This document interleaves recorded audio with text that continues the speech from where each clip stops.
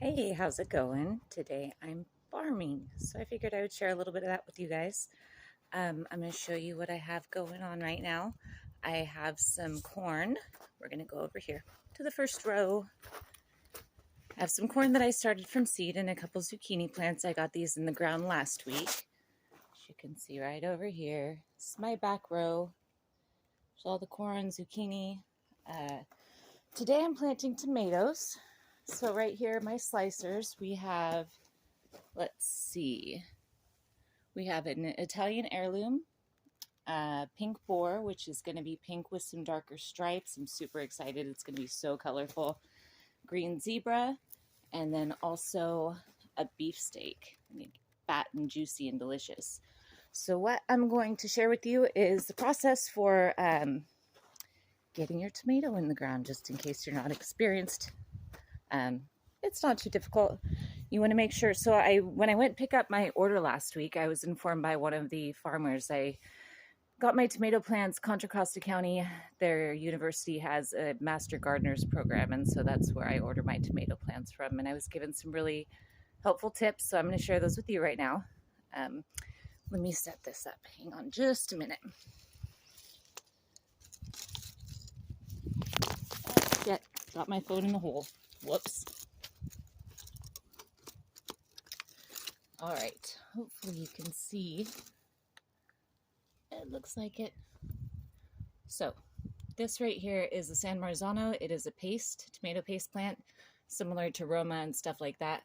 These bottom little stems right here can actually be pinched off, because what was explained to me, you want to pinch them, not peel them, because otherwise they'll peel down and they will injure the stalk. You don't want that. So you just pinch those off, and those are going to turn into more roots. So then you can bury it a little bit deeper, about up to here, and that's going to give it a really strong root system. Another thing you always want to make sure when you're planting vegetables, or anything for that matter, son of a bitch, I lost my gloves. Looks like we're going to get dirty fingernails. Make sure and space them properly, because if they don't have enough room for their roots as well as what's above soil, it's going to stunt the growth of all of your plants. So make sure that your hole is dug deep enough. It's pretty deep. You can kind of test it out. This can actually go a little bit deeper, so we're going to do that real quick.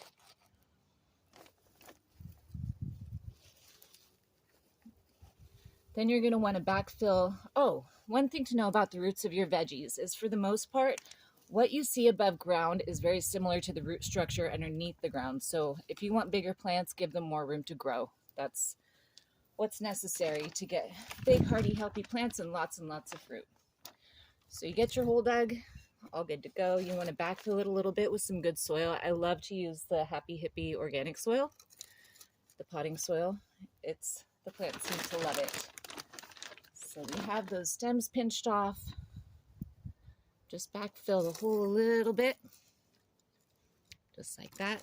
Be very gentle when you're taking your plants out of their containers, because you don't want to damage the roots. So just squeeze really gently, slide it out.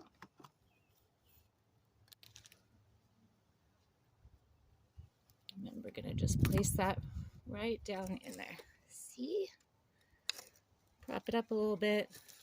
I like to keep the little tags so I know which plants are which. I mean, obviously I'll figure it out once the fruit comes, but it's nice to be able to keep track of what to expect where. And we're going to put some more potting soil in through there, about halfway up.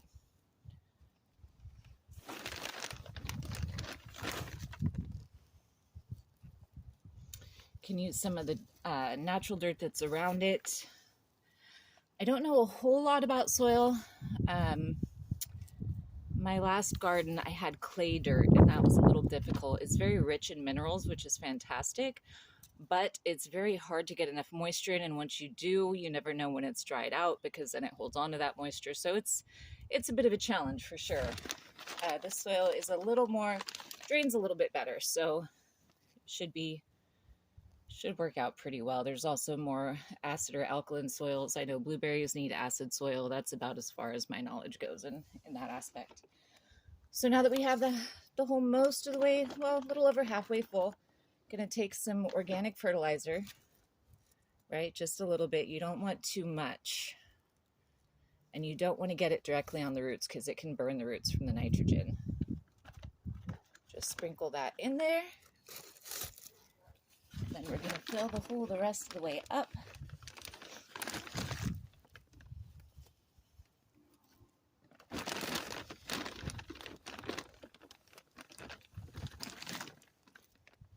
I'm going to be making pork chops tonight with cream sauce, with collard greens and mushrooms, some mashed potatoes, and some broccoli. So if you want to come back and join me for that, I'll be going through that process in a couple hours here once I finish up my farming for the day.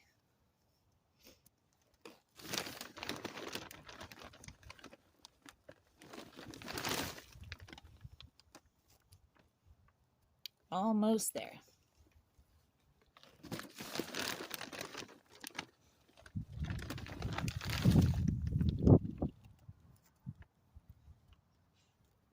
Make sure that it's patted down.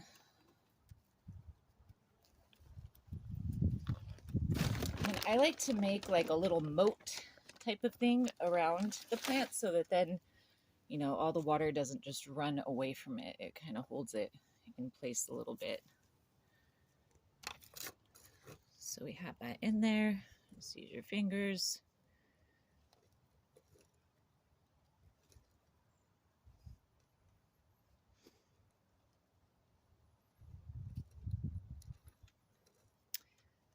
And then put a little marker back in. Always make sure and water once you're all done getting your stuff in the ground. And happy growing. Thanks for joining me. Bye.